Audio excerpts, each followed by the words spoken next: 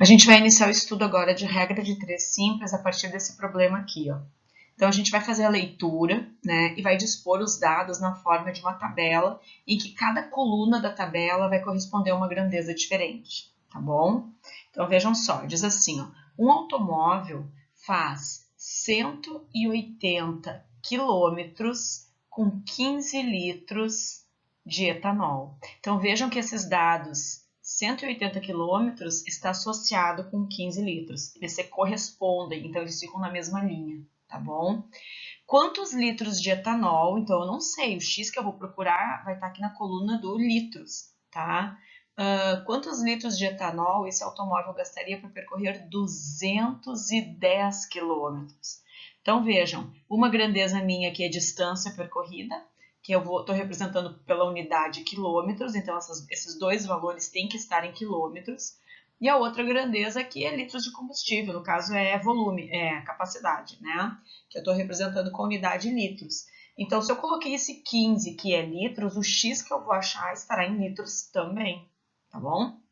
Então, agora que a gente dispôs os dados na forma de uma tabelinha, a gente vai verificar se essas grandezas, se existe proporcionalidade. Porque, em primeiro lugar, a gente, para usar a regra de 3, tem que existir proporcionalidade ou direta ou inversa. Se o problema não envolve proporcionalidade, ele não pode ser resolvido por regra de 3. Tá bom? Bom, então vamos dar uma olhadinha aqui. Ó. O que vocês acham? Se com 15 litros de etanol eu consigo andar 180 quilômetros, para eu andar mais quilômetros, ou seja, 210, né? Eu vou precisar de mais ou menos combustível.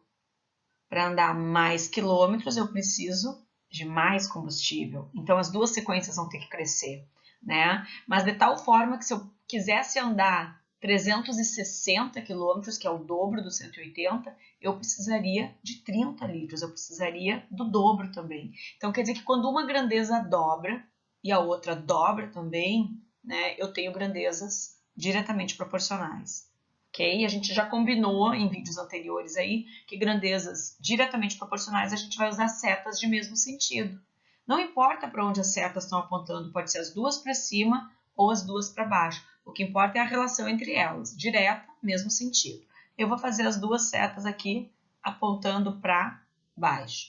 Essa é a parte difícil do problema, gente. É só verificar se as grandezas são diretamente ou inversamente proporcionais, tá? Porque a partir de agora é a regra de 3. O que diz a regra? Vou mostrar primeiro para vocês o que diz a regra e depois eu vou comparar com o que a gente já sabia previamente.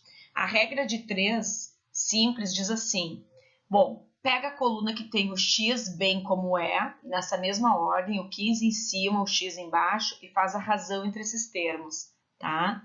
Isso vai ser igual. Como as setinhas estão no mesmo sentido, ou seja, são grandezas diretamente proporcionais, eu pego a outra fração bem como ela aparece lá. Ou seja, na mesma ordem, 180 em cima, 210 embaixo e faço a razão entre elas. Isso é o que diz a regra de 3.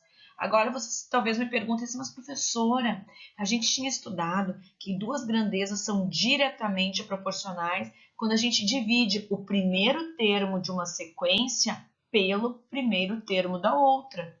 Isso tem que dar a mesma coisa do que o segundo termo de uma sequência pelo segundo termo da outra. Sim, foi isso que a gente estudou. E tá certo isso aqui também, né? Só que agora a gente vai tentar usar de um jeito, a gente, para facilitar a nossa regra de 3 composta, que a gente vai ver mais adiante. Então, verifiquem essas duas equações que tem aqui, essas duas proporções. Elas são exatamente as mesmas, gente. Porque olha só, o 15 e o 210 aqui, eles não vão se multiplicar? Nessa outra aqui, o 15 e o 210 também estão se multiplicando. Depois lá na outra, o 180 e o x não estão se multiplicando? Pois aqui também estão se multiplicando. Isso quer dizer, gente, que eu não preciso dividir o primeiro termo de uma sequência pelo primeiro da outra. Eu posso fazer a divisão dos termos da mesma grandeza, tá? É verdade que o valor que eu acho não é o mesmo do que eu acharia naquela outra. Aqui, desse jeito aqui, ó, esse 180 dividido pelo 15, isso aqui na verdade é o K, é a constante de proporcionalidade, que nesse caso aqui não vai me interessar, tá? Eu queria na verdade achar o X. Quando eu faço essa outra aqui, ó, esse 180 dividido pelo 10 já não é mais o K. O que ele quer dizer? Ele quer dizer o quanto a sequência de cima, o que o 180 é do 210. Né? Se aqui embaixo, no lugar do 210, aqui fosse um 360, eu ia achar 1 para 2, ou seja, dobrou. De 180 para 360, dobrou. Né? Aqui não vai dobrar. Aqui vai me dizer, o resultado dessa divisão 180 dividido por 210, me diz que número que ficou multiplicado 180 para cair no 210. E esse mesmo valor, ao multiplicar por 15, faz com que eu encontre o x. Tá bom? Só que a gente vai resolver montando essa proporção aqui, como eu fiz, porque eu quero mostrar para vocês como que depois... eu quero criar uma única regra para a gente fazer a regra de 3 simples e a composta também. Tá bom? Então, a gente vai usar essa notação aqui. Desse jeito, fazendo a razão entre os termos de mesma grandeza, da mesma coluna. Tá bom? Bom, então, uma vez que eu tenho agora isso aqui, eu vou lembrar com vocês a parte de simplificação. Lembram que se eu tenho um igual no meio, se eu tenho uma proporção, eu posso simplificar desse jeito aqui, ó. Na mesma fração, se tiver fator comum, eu posso simplificar. Na mesma fração lá do outro lado, eu posso simplificar. Posso simplificar os dois antecedentes, que são os numeradores, né, de uma fração. E os dois consequentes eu também posso simplificar. Claro, desde que tenha fator comum. Quem que eu não posso simplificar numa proporção? Aqueles termos que vão se multiplicar. Quem? Os dois meios, ó, este com este vão se multiplicar, então eles não podem ser simplificados. E os extremos, ó, este com este aqui, também não dá para simplificar, porque eles vão se multiplicar. Quem se multiplica jamais se simplifica, tá? Nesse esqueminha aqui da proporção. Então, voltando para a nossa proporção inicial, quem que eu posso simplificar aqui? Ó? Posso dividir por 10, em cima e embaixo.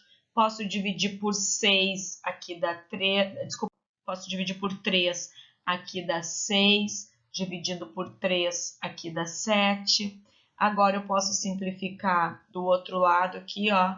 Por 3 dá 2, por 3 dá 5. E agora não tem mais ninguém para simplificar. Então, eu vou multiplicar. Como é que a gente multiplica uma proporção? A gente multiplica os meios, ó, o produto dos meios. Então, 2 vezes x dá 2x, igual ao produto dos extremos. 5 vezes 7, 35. Daí, agora, o 35 vai ficar dividido pelo 2. E isso aqui vai dar 17,5.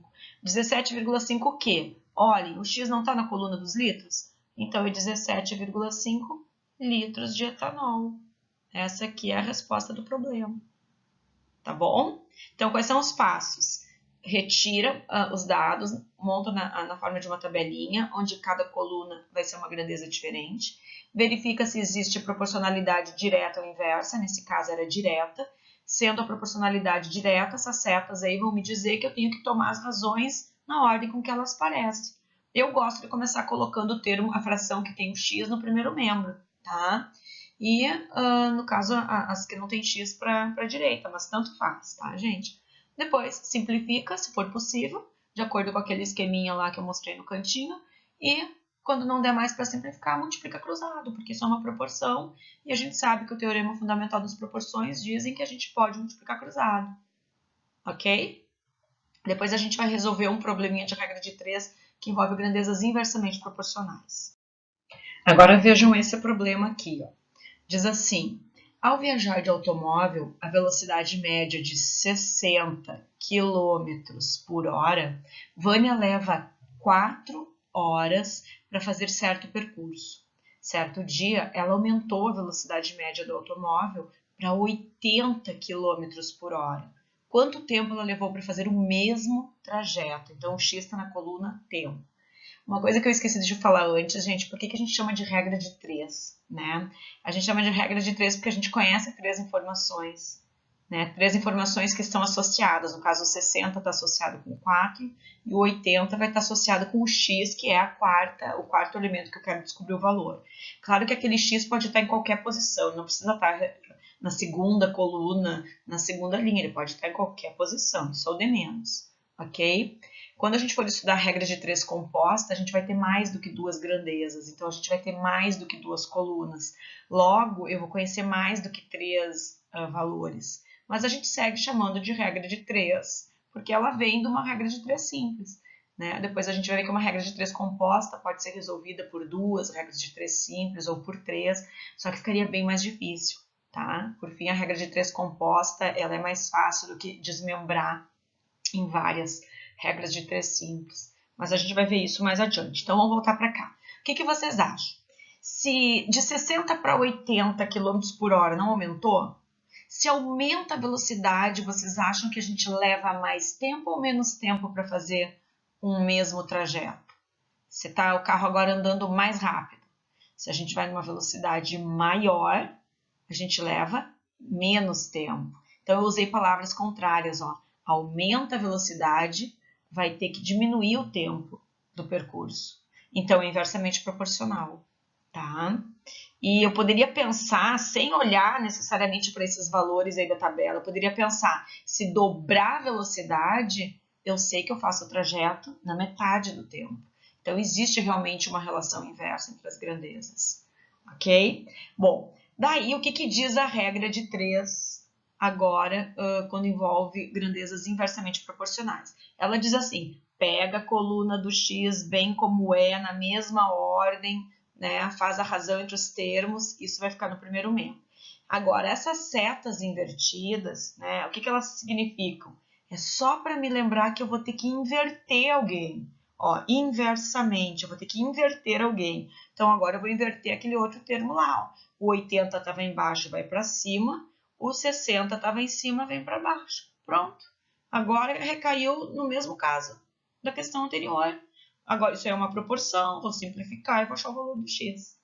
Mas daí vocês vão me dizer, mas professora, a gente tinha visto nas aulas anteriores que duas grandezas são inversamente proporcionais quando a gente multiplica o primeiro termo de uma pelo primeiro termo da outra. Isso tem que dar a mesma coisa do que o segundo termo da primeira sequência vezes o segundo termo da segunda sequência.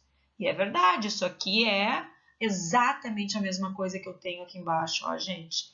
Sabe por quê? Porque, ó, esse 4 está aqui. Aquele x está multiplicando com 80. Ele não passaria para o outro lado dividindo? Não ficaria o 80 lá em cima no segundo membro? Ó. Agora, o 60 aqui está multiplicando com o 4. Não passaria dividindo? Vejam, ó, o 4 fica multiplicando com o 60 aqui, aqui e aqui também, ó. O 80 multiplica com o x aqui, o 80 multiplica com o x daquela forma lá, e aqui. Essas três formas são equivalentes, representam a mesma equação. O x que eu acho nessa primeira é exatamente o mesmo x que eu acho nessa segunda, que é exatamente o mesmo x que eu acho nessa terceira. O que não é igual é o fator de proporcionalidade, tá? O fator de proporcionalidade aqui, no caso, nessa primeira aqui, ó, que é realmente o produto do primeiro termo pelo segundo termo, o fator de proporcionalidade aqui é 240, tá? Agora, aqui, nesta equação aqui, esse 80 sobre 60 não é o fator de proporcionalidade. Esse 80 sobre 60 é o número que eu deveria multiplicar, no caso, dividir o outro lado, ó. Para o 60 se transformar num 80, eu dividi ele por um certo número, né? Então, é o número que eu deveria multiplicar o 4 agora, por esse mesmo número, para achar o x. Né? Ele é uma relação inversa. Então, a gente diz assim que, que quando uma sequência, quando os valores de uma grandeza dobram, a outra cai pela metade, ou seja, a outra está na proporção inversa. Tá? Quando uma cresce, a outra decresce na proporção inversa. Ok? Então, a gente vai resolver agora usando a tal da regra de 3, que é a forma como estão dispostos os dados aqui, ó, desse lado de cá. Então, eu vou simplificar. Quem é que dá para simplificar aqui? Dá para dividir por 10 aqui e aqui. Dá para dividir por 4, aqui dá 1, divido por 4, aqui dá 2. Estou seguindo aquele esqueminha assim, ó, sendo uma proporção, não tem nenhum mais, nenhum menos, né? Nos termos dessas razões aí, eu vou simplificar desse jeito. Ainda dá para simplificar aqui o 2 e o 6, ó, dá para dividir por 2, dá 1, por 2 dá 3. Não tem mais ninguém para simplificar, vou multiplicar. Como é que multiplica a proporção? Cruzado. Produto dos meios, x vezes 1 dá x, é igual ao produto dos extremos. 1 vezes 3, 3. 3 o quê? Ó, o x está na coluna das horas, então 3 horas. Portanto, quem anda a uma velocidade de 80 km por hora vai levar agora 3 horas para fazer o percurso de antes, igual o mesmo percurso de antes, que andando a 60 km por hora levava 4 horas. Tá bom? Então, acho que era isso.